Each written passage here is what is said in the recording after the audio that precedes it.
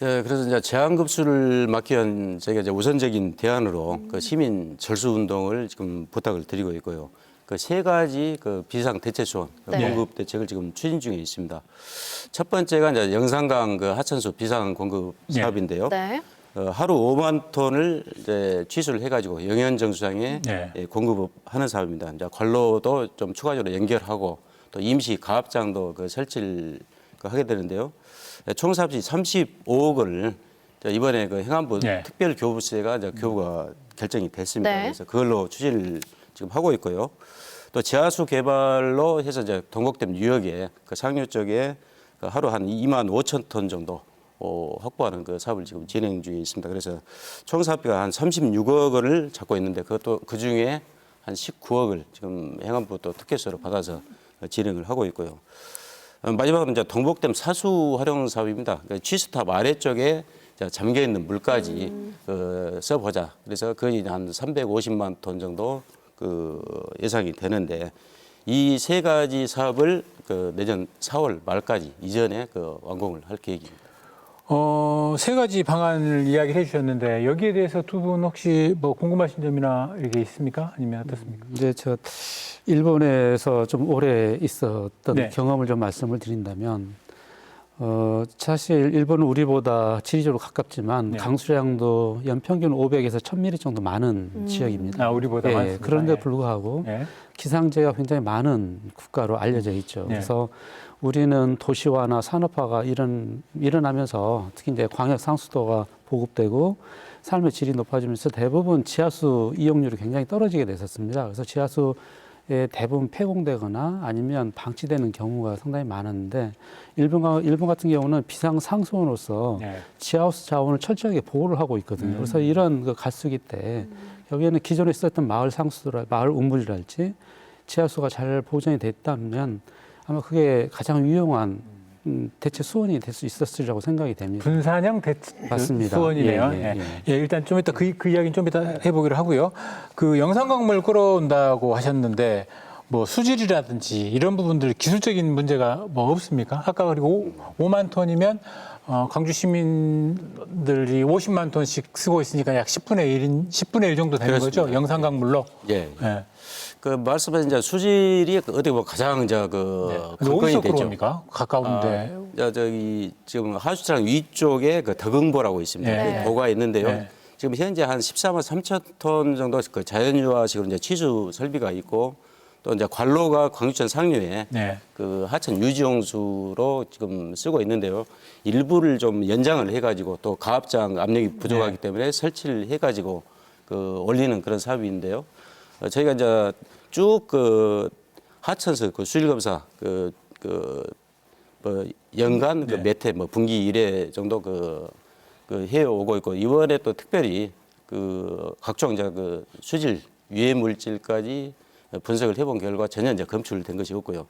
또 TOC라든가 그 BOD 측면에서도 TOC 같으면 이제 그 낙동강에서 지금 주로 그 하천수를 상수 원수로 쓰고 있지 않습니까? 그래서 거기보다도 오히려 그 유해 물질 거기는 이제 공단이 많아가지고 좀 검출되고 그렇습니다.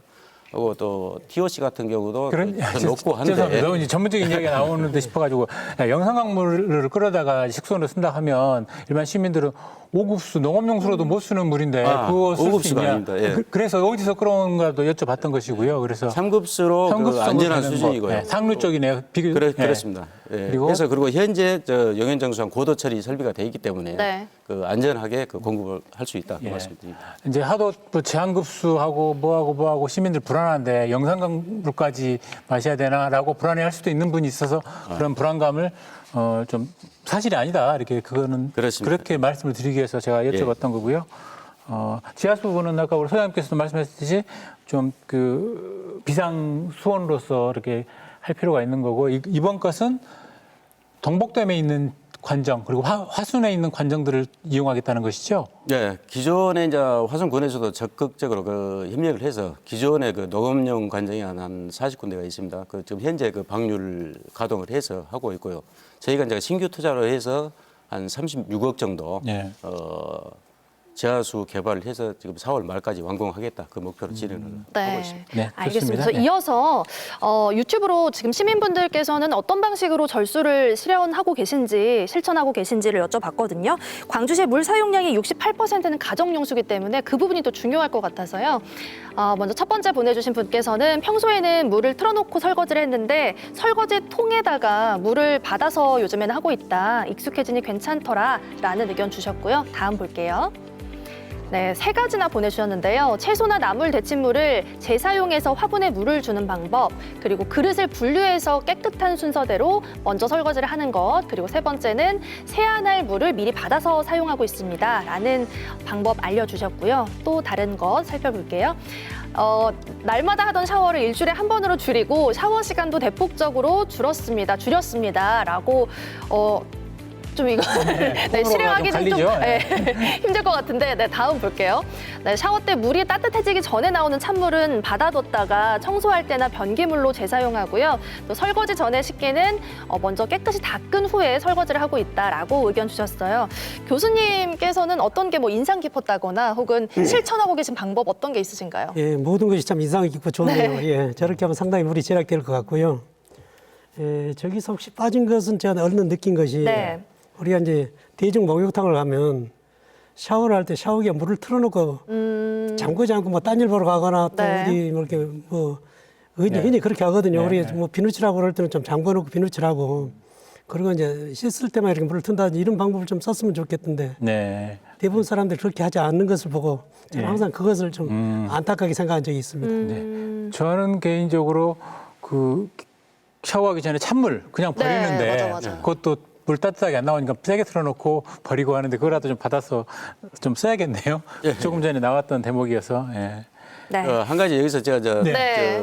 대대적으로 사실은 어떤 뭐 시민노동 차원에서 권고 드리고 하는 것이 그 아파트나 단독주택 입구에 이제 계량기가 있지 않습니까? 네. 그 뚜껑을 열면은 바로 그 밸브가 다 있습니다. 네.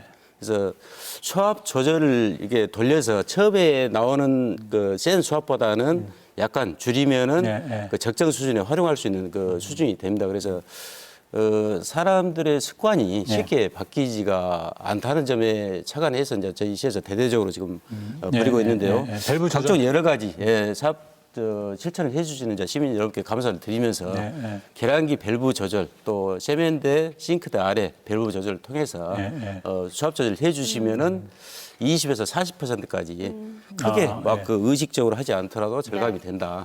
그런 부분을 좀 실천을 해주셨으면 합니다. 저희 방송 보시는 분들은 그러면 또 잊어먹으니까 지금 가서 밸브를 잠그면 조금이라도 잠가 놓으면 크게 도움이 되는 거지 않습니까? 그렇습니다. 그렇죠? 네.